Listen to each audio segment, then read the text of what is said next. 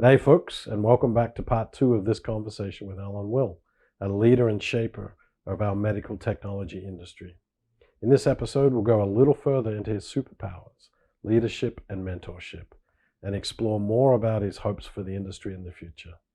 But following Anurex, you then went on to found the Foundry. Mm-hmm. What was your vision there? What were you thinking?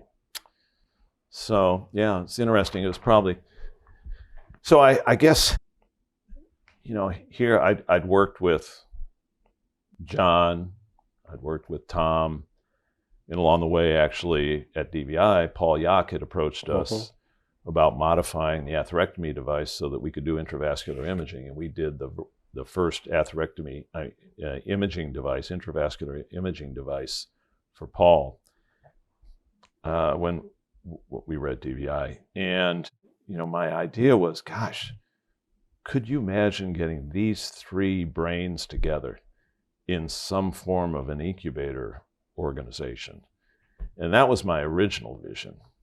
But that, I think, as the more I got to know the people and how they had different paths that they chose to pursue, that really wasn't practical.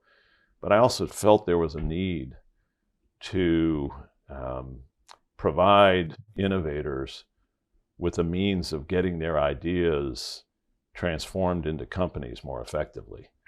And so the original concept was to build a team that could take an idea from an inventor, whether that be a physician or an engineer or whoever, and help them translate that into a vehicle, a company, that could then bring that product to market and bring it to the patients.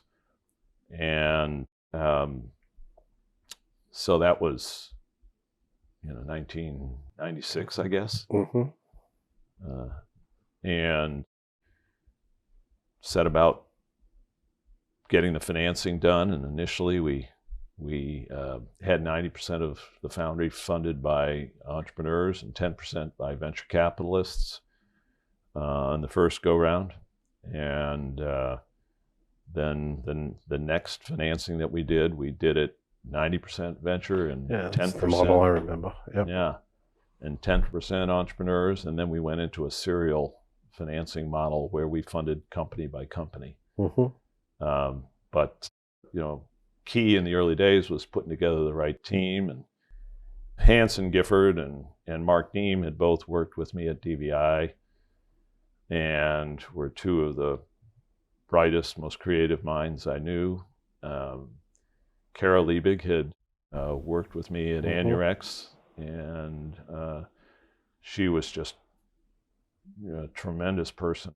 We brought Hank in that second model of the Foundry. So we did, I think, 4 companies, and Hank at the time had sold Perclose to Abbott, and so we approached him about coming in and being chairman of Emphasis Medical, which was the Foundry Nuco 4, where John McCutcheon was CEO.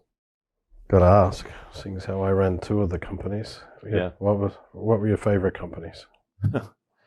Well, Andrew, that question's a little bit like asking a parent who their favorite child is. Good answer. That's a no-win, no-win question. But I in terms of pride, I'm proud of so many of the companies. They're each one a little bit different. The first company was eValve. So here, it was the world's first percutaneous valve repair business. Brought Farrell and Powell in, pretty similarly to how I came into DVI. I actually came in first as general manager, 6 months later became president, and 6 months later CEO, and Farrell in the same thing. Within the first 6 months or so, she was CEO, and she was a close friend at the time. She'd worked with me in DVI, and I'd hired her to be head of R&D at Adjacent Surgical, which was a little company Tom and I'd founded while we were doing Anurex. And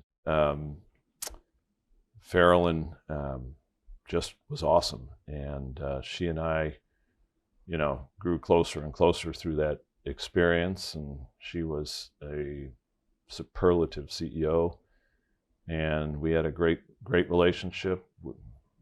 It was, one of my most enjoyable mentoring relationships. Yeah, you gave her a chance to become a CEO. Yeah. Of what has become a industry-changing product. Yeah. So that's one thing I'm proud of. Ardian, here it was, one of the first companies where we were as a device, and this, we, as a device, we were attacking a market that was dominated by drugs, and we felt like we could take on the drug companies. So, unfortunately, the first clinical trial that Medtronic didn't turn out like they'd hoped, but at the end of the day, it's working. Yeah, give them credit. They're persevering. Yep. Yeah. No, they get huge credit for spending a lot of money on a lot of clinical trials and believing in the technology. So that's tremendous. Concentric, the world's first clot retriever for cerebral, for ischemic stroke.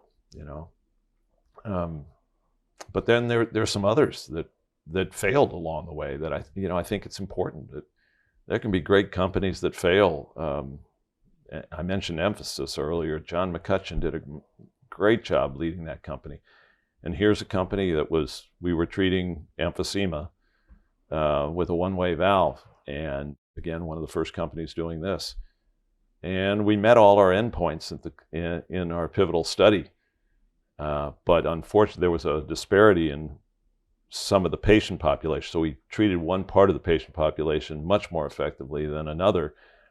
But yet we still met our overall endpoints. Mm-hmm. But the FDA said, oh, well, you're statistically significant, but you're not clinically significant overall. We said, but this subset is really doing well. And they weren't willing to give us an approval on a subset. Sure.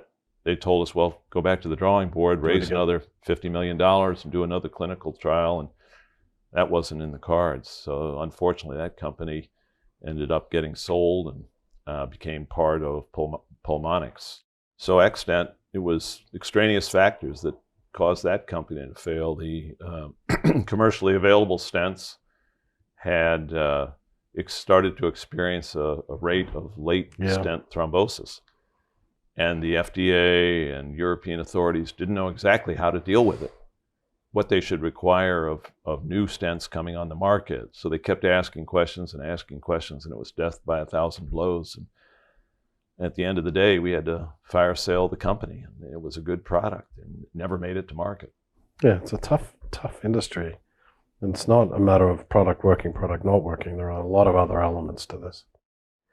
There's something like 30 plus CEOs have come out of that DVI team. Is that correct?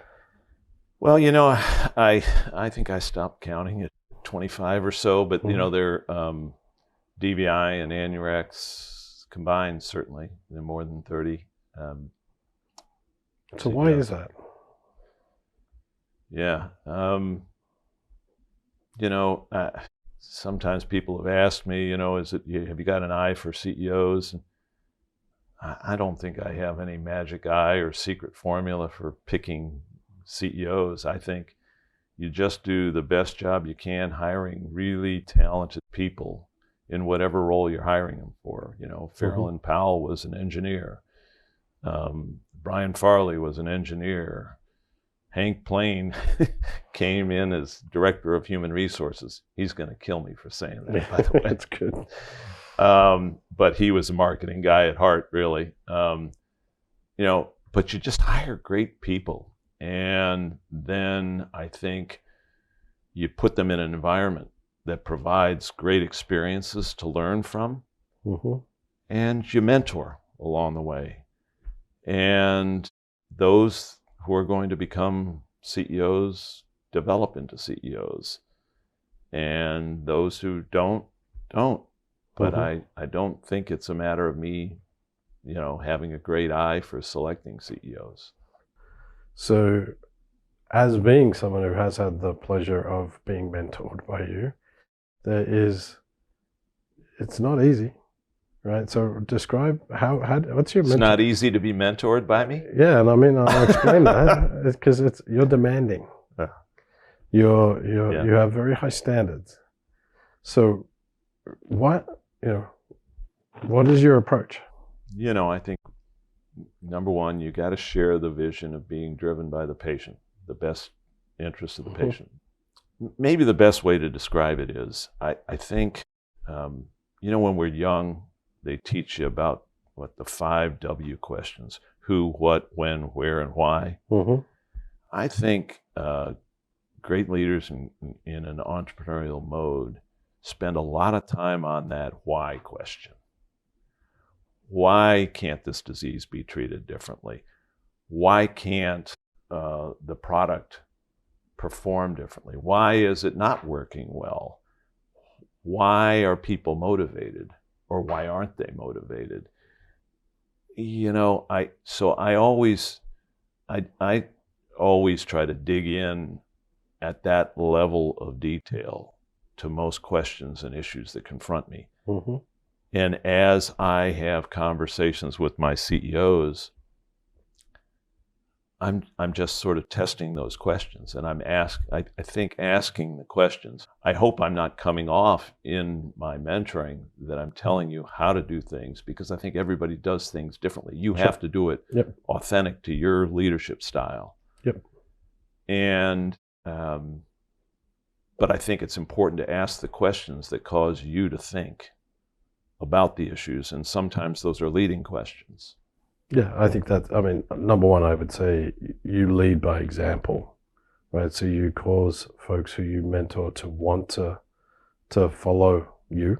You want to learn, but I would say you are demanding, right? And so it's in the questioning, right? There is that constant questioning, and I think that is a sign, I think, of a good leader within the startup type environment, is to be constantly questioning the why. And that's the why of everything. Or why not is the other way of looking at this. Why can't we do that? Why is it going to take that long? And then and I'd say the opposite, once you get a commitment, once you hear from me saying, hey, this is what we're going to achieve, you're relentless on making sure that we are executing. That's why I think I was coming back to some of the DVA experience and the Anurex experience. It's around execution. So you do expect pretty flawless execution. And again, I think it's a challenge. I think I expect people to try to achieve flawless execution, but I know damn well that we can't flawlessly execute. And we know we're all going to make mistakes along the way. The key to me is that how quickly do you identify those mistakes, and how quickly do you pivot and try to fix the mistakes, learn from them and move on. You're always going to make mistakes, but it's pivoting and moving on quickly that really makes the success happen. And owning them, and not being ashamed of it. We all make mistakes, and I think that's one of the ways all these people learn in these environments, and that's how we grow. Yeah, I would say you teach self-awareness. The leaders within your sphere need to be very self-aware. I think that's something that takes time. We've been told that one of your proudest moments was receiving the Deloitte Leadership in Mentoring Award for mentoring women executives, awarded by Astia in this is going back a couple of years ago, 2008. Why was that important to you? Well, I guess it was important to me from a number of perspectives. It was unexpected. This was something that Angela McFarlane and Farrell Powell nominated me for, unbeknownst to me. So it touched me that these women that I believed in and cared deeply about would nominate me for this. And I wasn't mentoring them to get some award. So it was, it meant a lot to me. Still does. Yeah, you care. Yeah, I do. But a couple of your memorable mentees, and I think you just named 2 of them. Yeah, 2 of them that have had a a pretty significant impact. Yeah, wow, gosh, again, it's a little bit like asking the parent, who's No, your favorite child. I'll But give this you is the just, two. I've got a lot of people that just, I've just been so lucky to work with some wonderful folks. Farrellyn, Angela, Angela and I first worked together. She was my technology counsel at Anurex, and pretty clearly, right from the start, it was, to me, she understood the organization. She understood people. She would come to me with issues going on and suggest that we should be looking at something differently. And, she was much more broad a thinker than just an IP attorney. And and she's done wonderful things. Hanson Gifford, Mark Dean, just John McCutcheon. I'm lucky enough to be working with John again now. And it's great sort of the second time around. John was CEO at Emphasis, and I was on the board and a co-founder of the company. And, he did a great job there. And then, I was lucky enough that he was in a position to be available to come into EBR when I was ready to step back out of the CEO role again. So what are you passionate about today? Well, what gets you going? I'm passionate about the companies I'm working with. Fractal, treating type 2 diabetes; SetPoint, treating inflammatory disease; EBR Systems, treating heart failure with a wireless pacemaker; and Fogarty Innovation. The work you've done here, Andrew, is just, I'm so pleased, to be able to see you and Tom working together and crafting a tremendous legacy for Tom. All of that I'm passionate about. Passionate about my children, my family. My girls are doing great. I have a son who has learning issues, and he's 31 years old and still struggles, and it's a day at a time often. Passionate about my life partner, Daphne. And I just want to live life to the fullest at this point. And when I choose to be engaged in companies, I want to be engaged in companies that are really going to make an impact on human health. And that's where I'm spending my time. And I probably underestimated exactly how long it would take some of these companies to come about. When you're trying to have a big impact, sometimes it takes a long time and a lot of money. Yep. Let's go back, just because you sort of brought up a little bit, or you touched on the outside of it. You've had a very successful career. Balancing, how did you balance work and life? It's a good question. One of our, back at DVI, we had as many companies do, our stated values. And one of them is, I have the support to balance my work and my personal life. And I worked pretty hard. I worked long hours, as I think I know you. Most CEOs do in the industry. But I also, when I got home, I was with the kids, and the good news was, in the early days, we didn't have laptops that were sitting on our laps, once we got home. But, I was helping them with math and their studies. And